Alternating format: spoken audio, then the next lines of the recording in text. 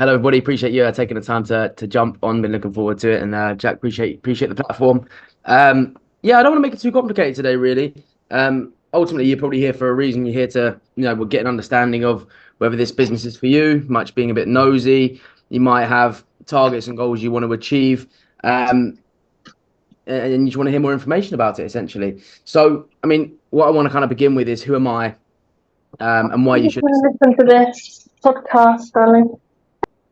Jack, you may want to hit mute all there, mute all there, Jack. So yeah, who am I and why you should listen today? So my name's Jack. Started Amazon FBA in April 2019. I think that's perfect. I'm going to do the calculation there. 19, 20, 21, 22, 23, 24. Yeah, so 5 years now. So 5 years and a couple of months I've been running Amazon as a business full time. Well, when it started off, it wasn't specifically full time. Started off alongside my full time job in Tesco. Saw people talking about it on social media, as you do, more so the Americans at that point. I don't think it was really that prevalent in the UK. Seemed interesting, sounded interesting, and I was going under the advice, find a business where you can leverage what someone else has built. So that's what I attempted to do, and pretty much all guns blazing. Started selling on Amazon then, April 2019, by buying a load of stuff from a website called Wholesale. And for those listening, I'd like you to take some notes, by the way, because this could still work. It might still work. And, following a similar structure with a little bit more info could potentially work for you. So I bought a hell of a lot of stock from a site called Wholesale Clearance. And my success from that came from mostly failures. So what I'd have done is I'd bought, between, I think it's between 5 and 6 products or SKUs from Wholesale Clearance. I'd purchased stock before I knew what the fuck I was doing. Oh, excuse me. Can I? Yeah, appreciate that. Sorry. So I purchased stock before I knew what the fuck I was doing, and I don't advise against that because everyone's got to start from somewhere. So I had a load of stock. It arrived, and I'm talking a load of random rubbish. I had French t-shirts. I had fans that you used to stick into your computer that would give you a bit of air out and have a little digital clock on them. They were quite cool. They were actually from Avon. So they were Avon products that people who sell Avon go around to the houses and sell shit to people.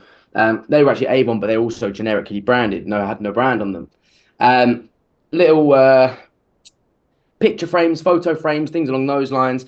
Just bought a load of stuff. Oh, and laptop bags. And I'm like, okay, cool. I need to make some money with this stuff. Me being impulsive, that's what I am as a business owner. I think every single business owner is a different kind of business owner. But me being very impulsive as a business owner, I decided to buy all of this stuff, had it there, and then obviously the journey began. What do I need to do? I need to sell this stuff. So then I opened up an Amazon seller account, went through the process with that. Watched a YouTube video from a lady who taught you how to do a shipping plan. For some of the products, they had listings on there. Some of the products didn't, so I had to learn how to build a listing very, very quickly, taking pictures with my iPhone. God, what was that? My iPhone was at least 2 years old, and it was back in 2019, so you can imagine the quality. Taking photos of some of these products, and the story of a lot of these products is really, really interesting.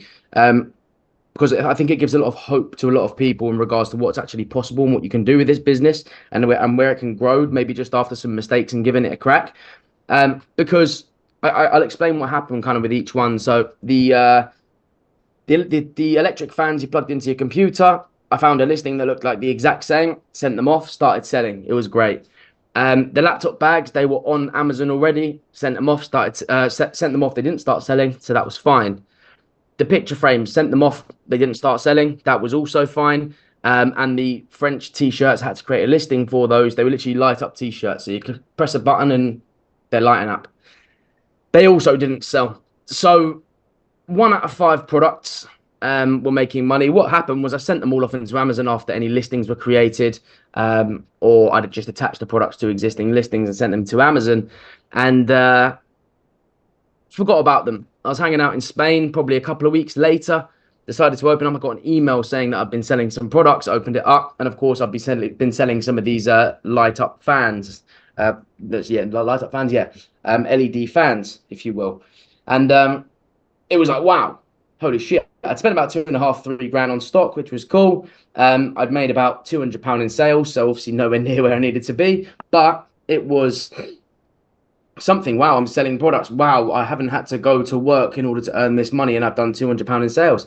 buying the product for about £2, selling for about 11, 12, £13. It was actually a good, profitable product, that specific one. Then I had the rest of the shit to deal with. So me, as I do, as soon as I see a bit of result, I'm like, wow, this is it. This is crazy. I was literally sat there feeling like Pablo Escobar with my 50p cigars and my €1.80 bottle of vodka or bottle of something, some shit. I was and looking at it, just thinking, yeah, I'm actually going to make it. This is going to be insane. So that's where the journey began. Got back to the UK after my holiday, feeling super motivated. Realized, right, I should probably start investing some time into this platform that has just shown me all of a sudden you can actually make sales. Even though I wasn't making any profit, the whole first order was a big loss.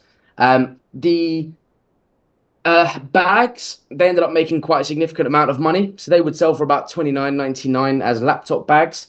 I bought them for about £3 or £4. I think some of them were even less. Decided to do some ads on them. Did some ads on them, just merely testing and trying them out.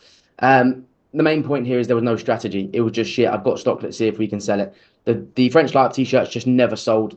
My nan bought one or two, left a good review. Other than that, there was just nothing. These laptop bags were an interesting one though. So the laptop bags, they were fake, which I didn't realize until many, many years later. Or maybe I didn't. We never know. But yeah, they were fake and I didn't realize, but they sold. So they made a significant amount of money out of that batch as well. So I think overall I must have got a fair bit of money back, but overall I back from the purchase, but overall I did lose on that first order. But I saw sales, I saw numbers, and I was like, wow, this business is actually insane.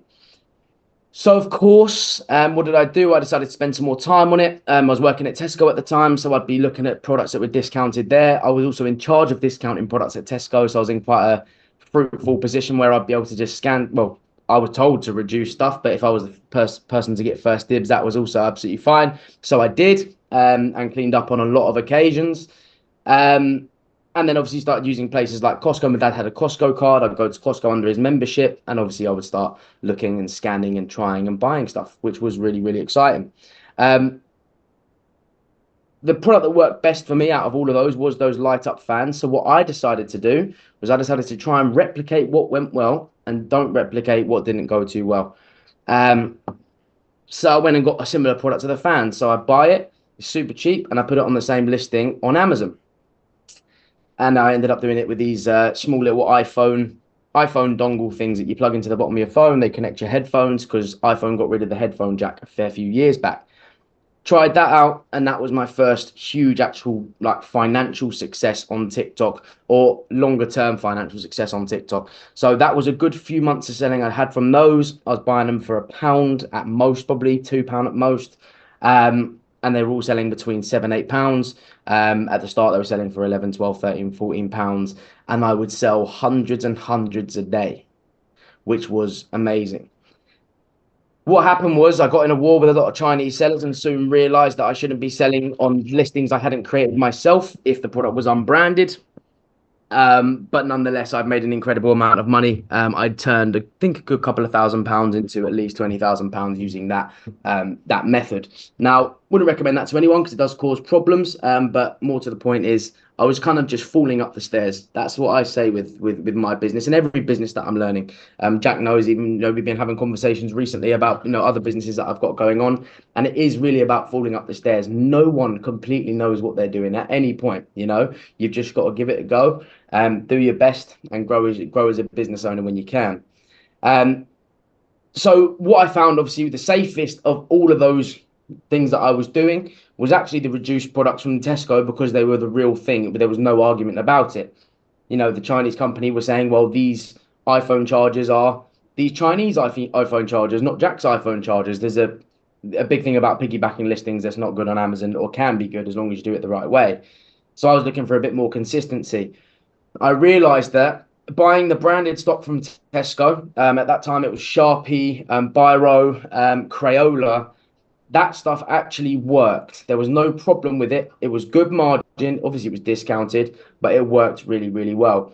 So having learned all of that from kind of just falling up the stairs, I realized that, okay, cool, branded products are the way to go about this. Yes, you can be cheeky with some other ones, but I shouldn't rely on it. But branded products are the way I want to go. And that's where I kind of affirmed myself in the Amazon wholesale market where I'm like, okay, cool. So what you got to do is buy these branded products in bulk, attach them to listings on Amazon, and sell them on Amazon. And that's how my journey began, which has brought me to where I kind of am today.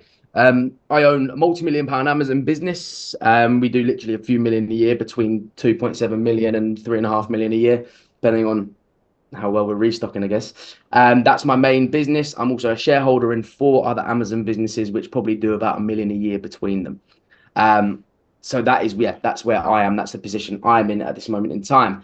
I no longer work on my Amazon business full time. I am just a decision maker and a head for things that need to be done, or any like high level strategy. I actually parked the bus on growth for my Amazon business last year. I was very, very happy with where I got it. About halfway, or 3/4 through last year, we got to a few million. Margins maintained really, really well.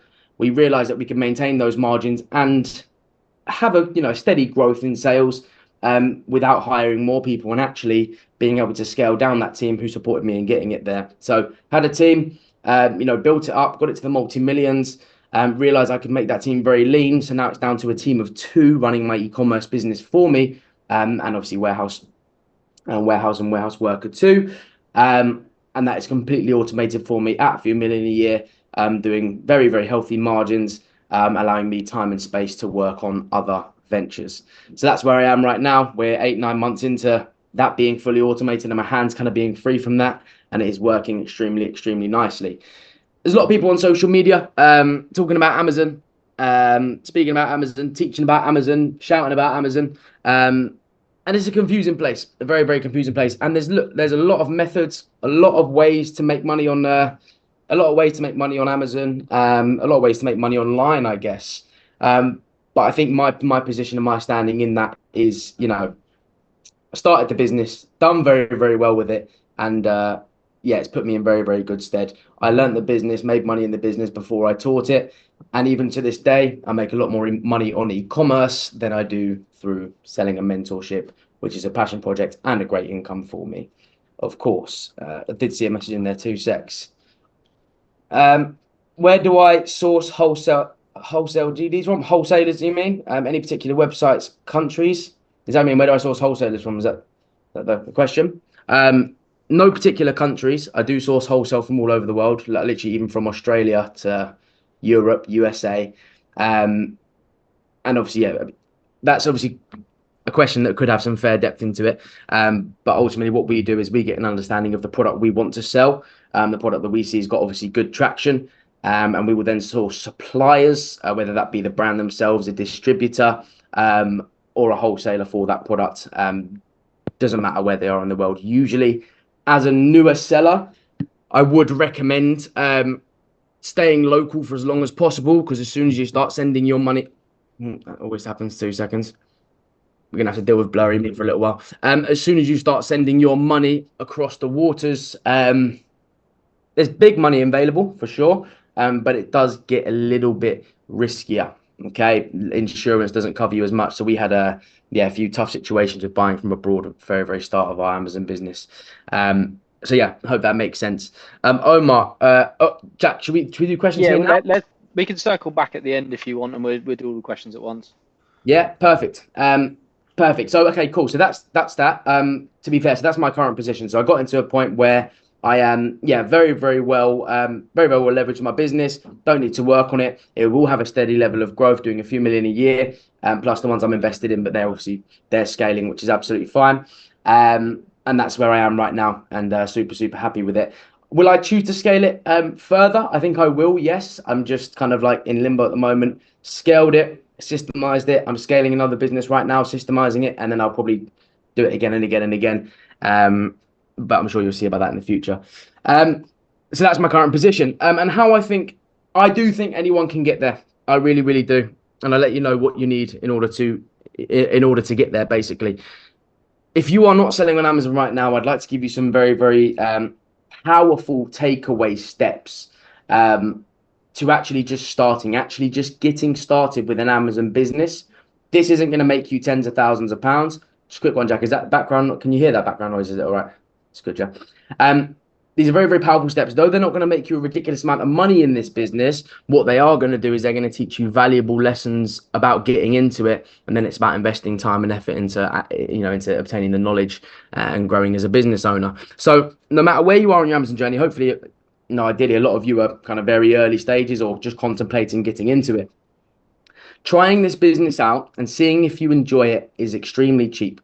The reason this business is amazing is absolutely anybody can get into it and absolutely anybody can be successful in it, right? The caveat I'm going to add into it there is a lot of people start, not a lot of people are super successful with it, okay? Because what people negate, and again, this is maybe outside of the scope of Amazon FBA, what people negate is the fact that you need to become a business owner as well as someone who sells on Amazon. Yeah. So yes, we can source products. Yes, we can send them in. Yes, that's fine. But you need to become a business owner as well. Half of the game, half of the business is finding your products and running your Amazon business. The other half of it is understanding what you need to be as a business owner, what kind of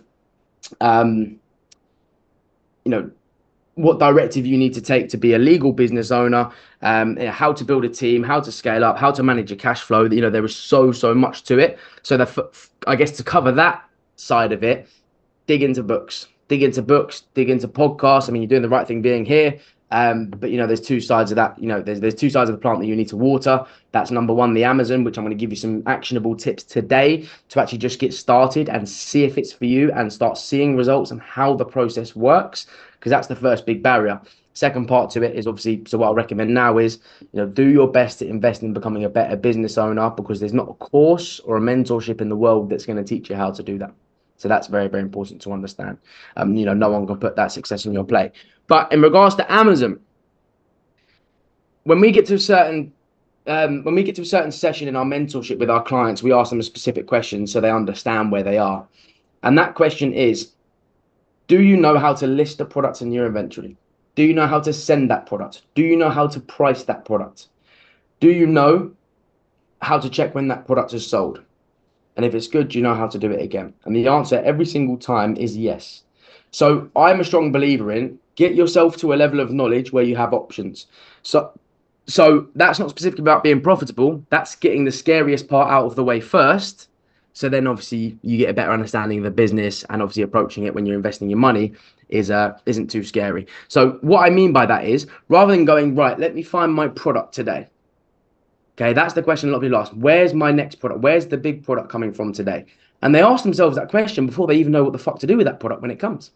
I could hand over my Amazon business to probably any single one of you today, and by a couple of months' time, it would probably be on its knees, because there's certain things you need to learn and understand before doing that, before chasing the money and chasing the product. So that's all process and understanding the business itself.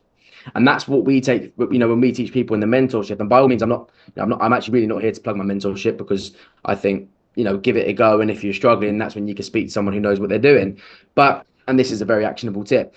So what I think you need to do, and all of you need to do, is you need to go and find something that doesn't cost much, that you can send in, that you can price, that you can list into your inventory, that you can fail with. Get that failing stage out of the way ridiculously quickly, because it's likely to happen. What stops a lot of human beings mentally is, right, I've now got to spend money and I could fail, right? That is the biggest barrier between anyone actually becoming successful. So let's eliminate the money part and let's just get to failing very, very quickly. So here's what I would highly, highly recommend you do, okay? So there's a method we go through, which is basically buying a lot of used books. Go and get yourself 100, 150, 200 used books, okay? They need to be in good condition, all right? Get them in, put them in the middle of your living room, and you are not allowed to move them from the middle of your living room until they're in a box on their way to Amazon. Yeah, that's your accountability. And what I would like you to do is learn, and this is where you need to use some initiative, because there is plenty of, I was able to do this part without knowing what I was doing. You get those books, you list them on Amazon. If they're on Amazon, there are plenty of videos to tell you how to do that, okay?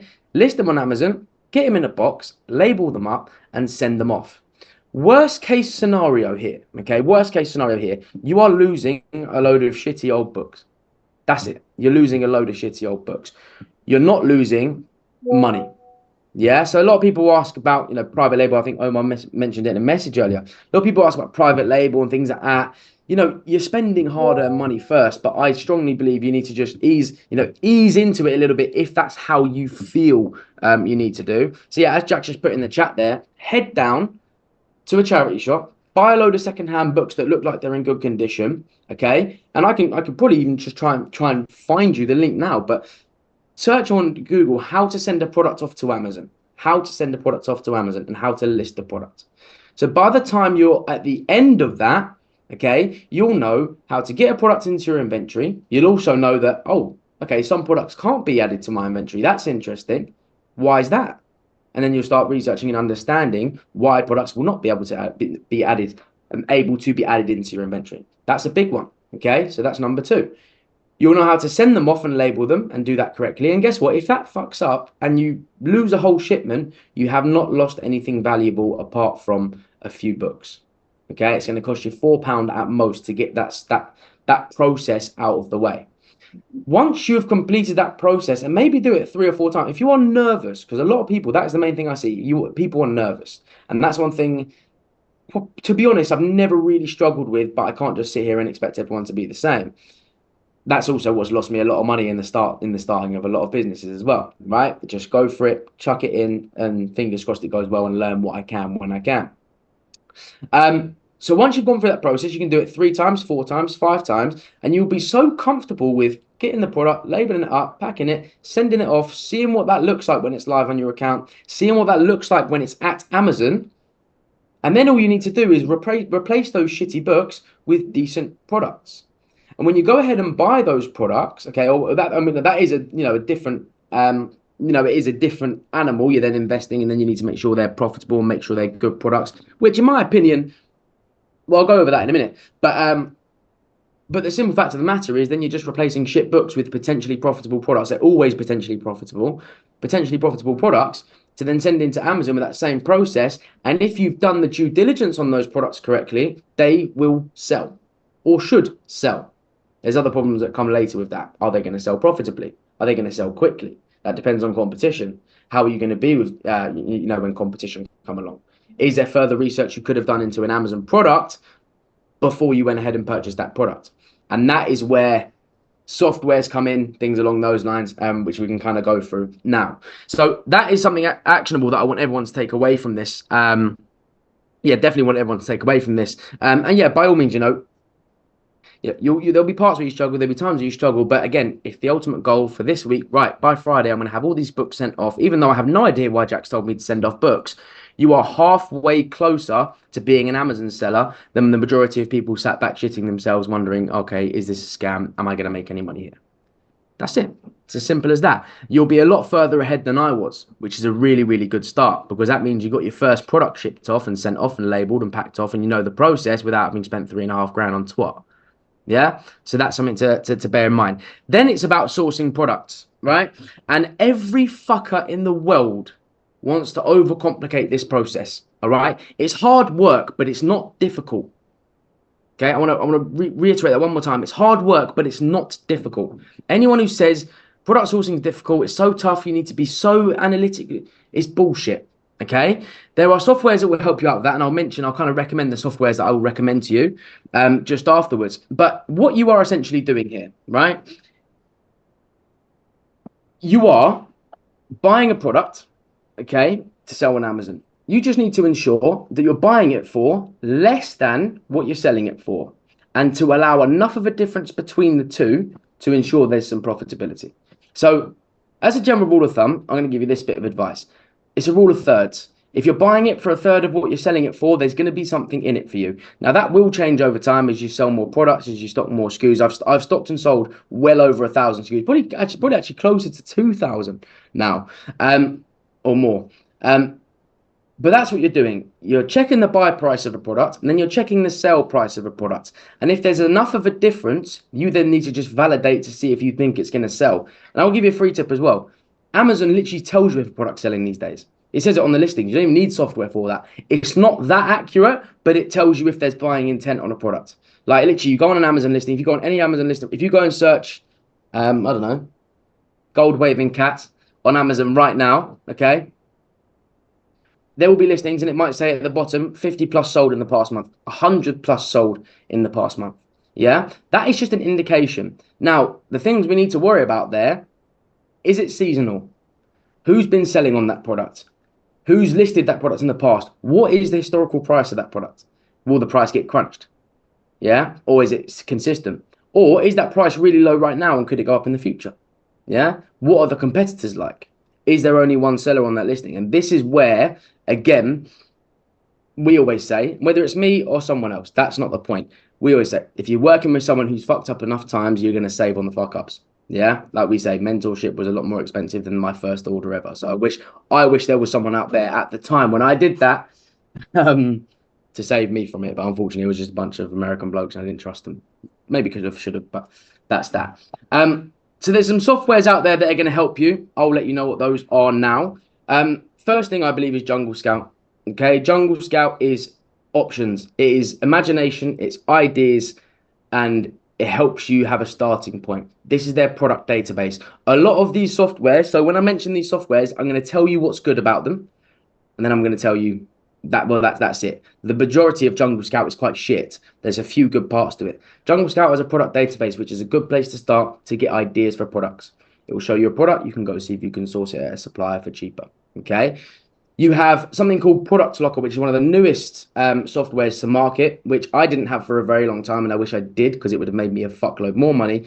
It's an inventory management tool. Everything you source will be stored, and it will make sure that it's always restocked when it is profitable for you. First of its kind, extremely high value software. That's Product Locker. And then you want like something like Buybot Pro. There's a load of them out there. You've got SAS, Keeper. You've got, I think, AMZ Scout. Load of companies that do the same thing. I prefer Buybot Pro, the UK company. Great team, good value software. And what that does is that allows you to, number one, work out your profitability instantly on a product. I don't recommend relying on software to tell you if a product's profitable, though. Work it out yourself first, okay? That will take some time, but you will find out. Check the fees in the inventory, etc., etc. But that gives you historical information about a listing, who's been on it, who's been kicked off it, how much stock people have got. It just helps you analyze the listing in itself. And then you need a profitability tracking software, something to tell you how much money you're actually making. Prices change on Amazon, which means your profitability changes on pretty much every single sale, right? So you're going to need something to track that. You can use something like Skewerify or Shopkeeper. I've heard Skewerify is a lot better than Shopkeeper. I'm just stuck on Shopkeeper because I've been using it for 2 years. All right. But that is a direction that I recommend going into. Plenty of information out there to get you into it. And guess what? If you fail with that first part of what I mentioned there, team, guess what? You've actually lost nothing.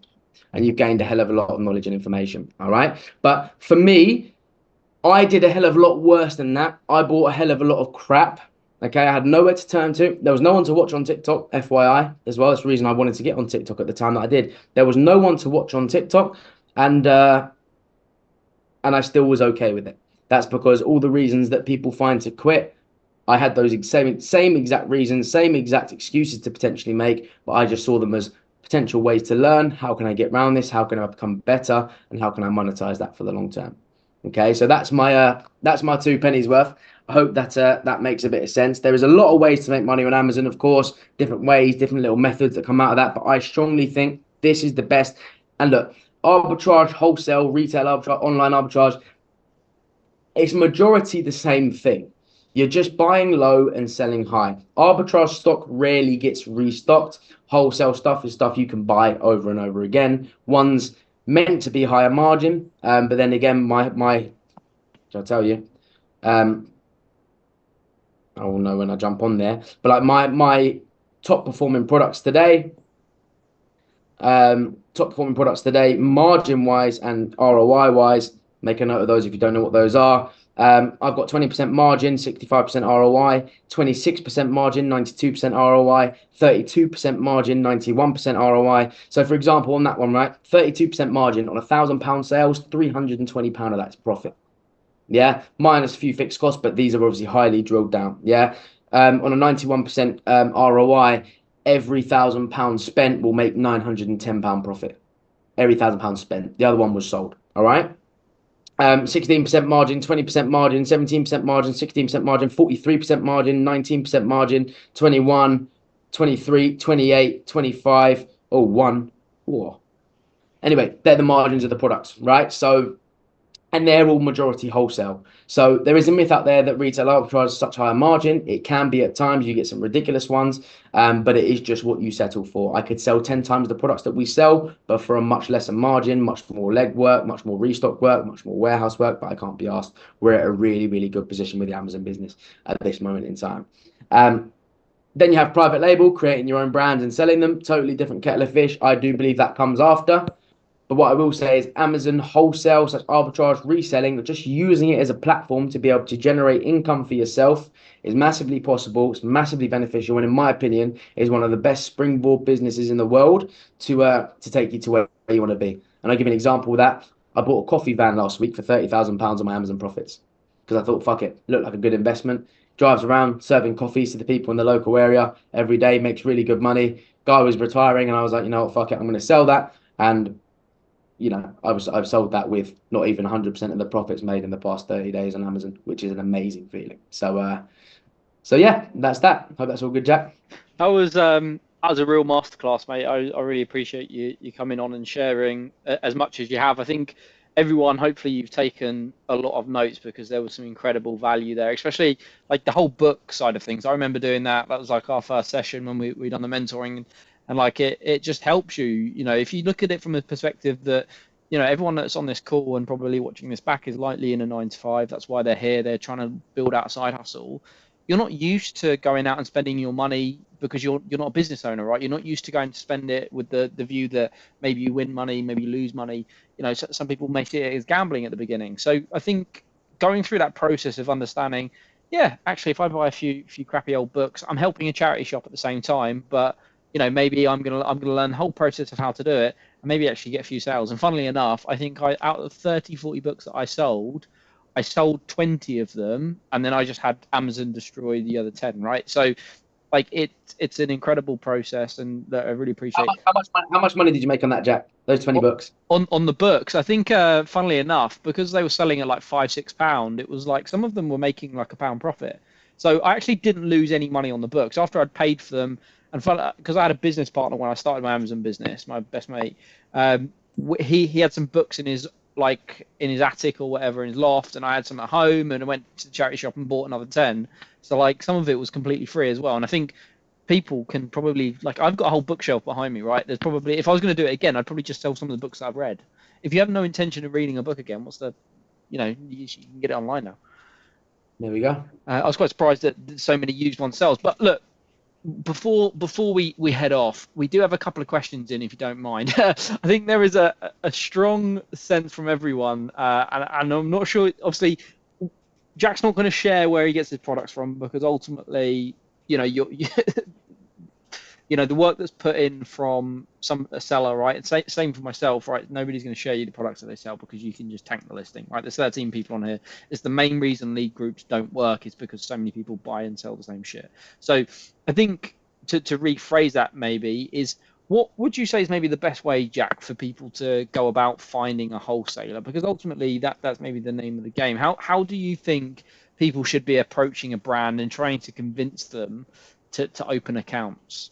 Yeah, I think so. Starting on a brand level, I think it's tough.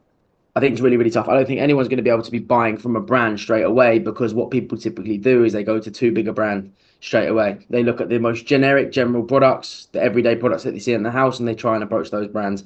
Those brands want 20, 30, 40 grand a month minimum spend or per order minimum spend. It's just not going to happen. So the first thing to do, I would say, right, is like go very niche with products. Like, for example, I'm going to give you an example right now, right? I have no idea. This is just looks fucking awful. This is just an example, right? Like, it's likely none of us have ever heard of this brand before. Whole Earth Drizzler Golden Roasted Peanut Butter, right?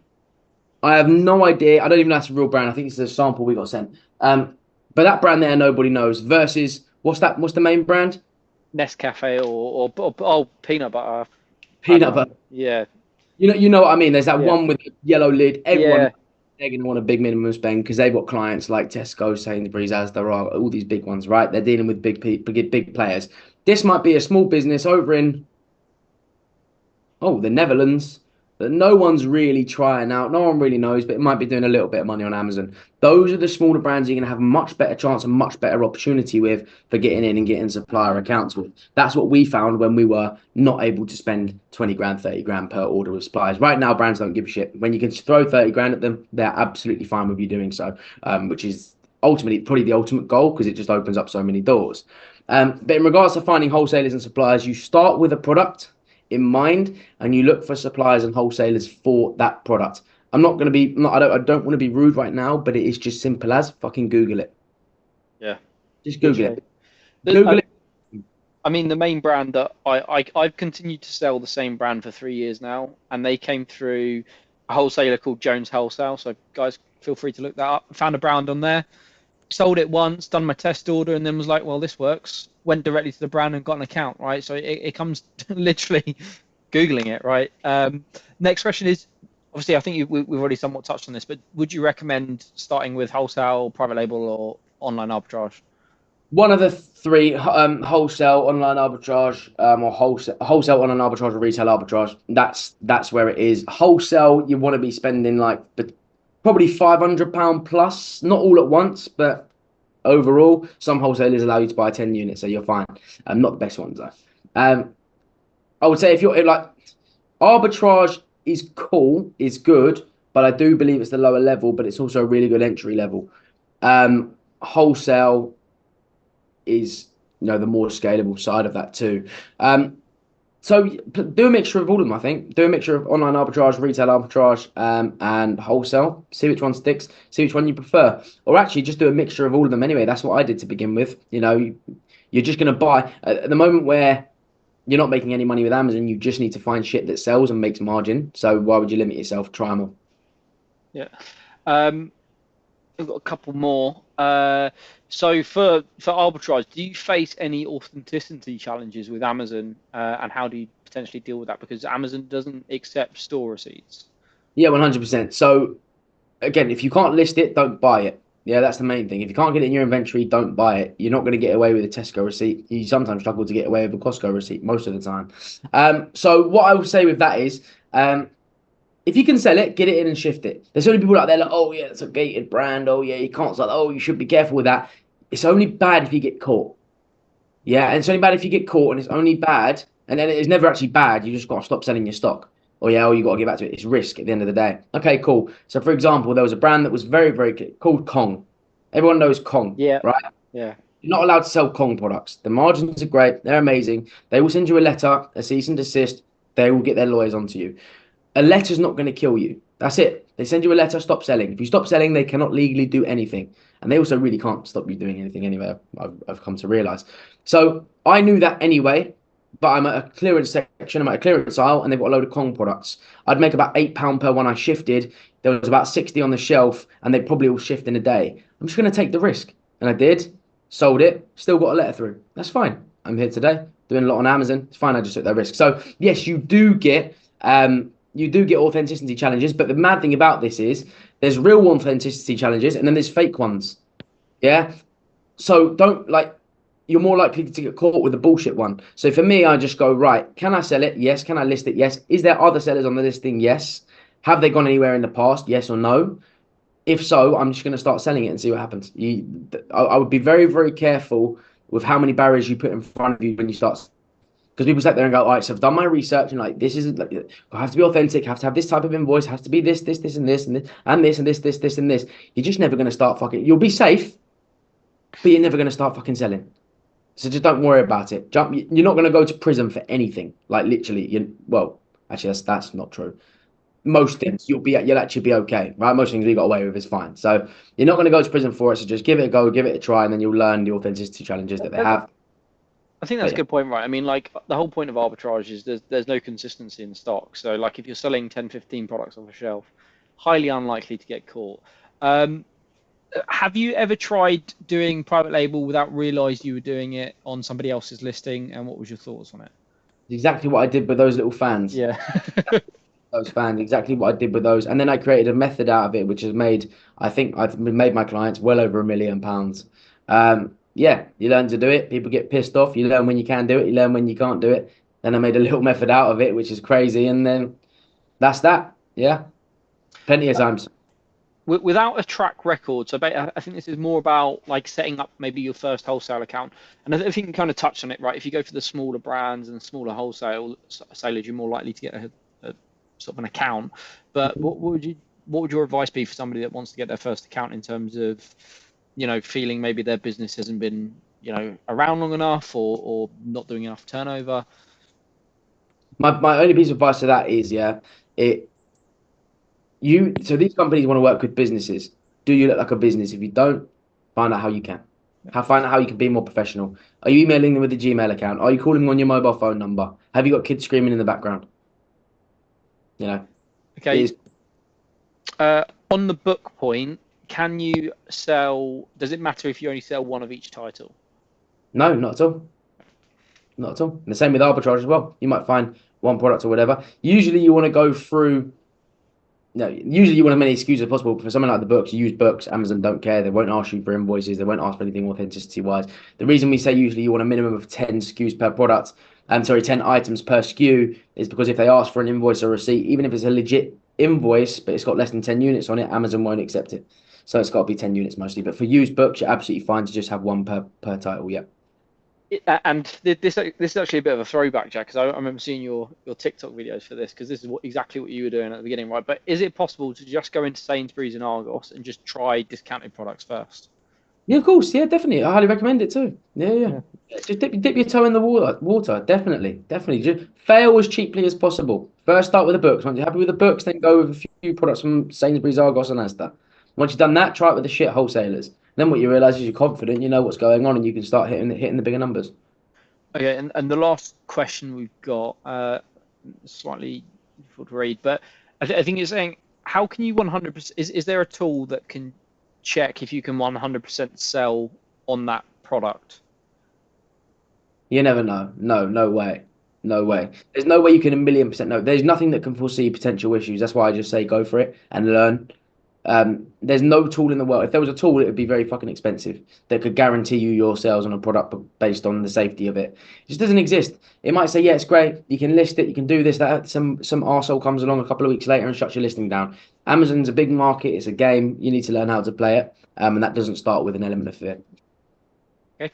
Well, Jack, I really, really appreciate you coming Recording on. stopped. Is there anything that you want to say as a last piece of advice to anyone?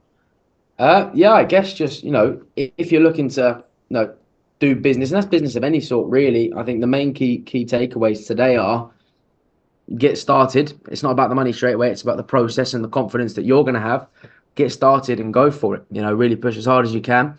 Learn everything you can. Make sure you're not afraid of making mistakes and taking losses, because they are exactly what teaches you.